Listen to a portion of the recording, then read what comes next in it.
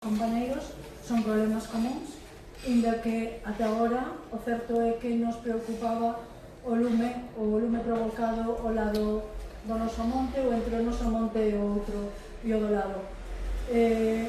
Eu quero reforzar a idea que se comentaron os teus compañeiros de que hai que interpelar as administracións, de que o tema dos incendios xa non é unha cuestión dos propietarios nin dos comuneiros. De feito, os medios, si o lume que se produciu de maneira tráxica en Ourense, no sur de Lugo, traspasara a outros territorios, non habería maneira de contestalos con recursos humanos nin materiais.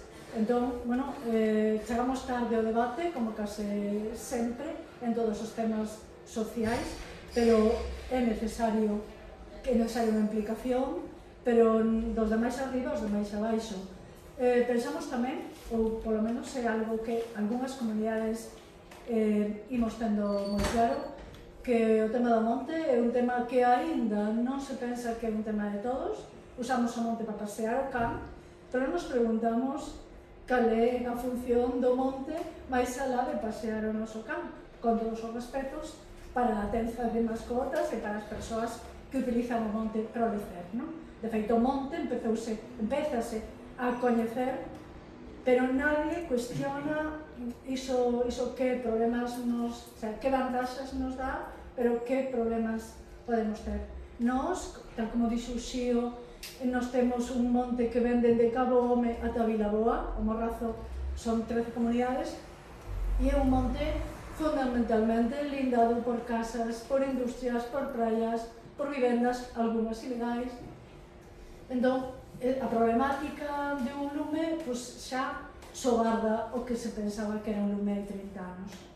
É unha problemática social e, por tanto, é desde unha perspectiva social ampla que hai que contemplalo, hai que reflexionalo, hai que debatilo e hai que darlle solucións.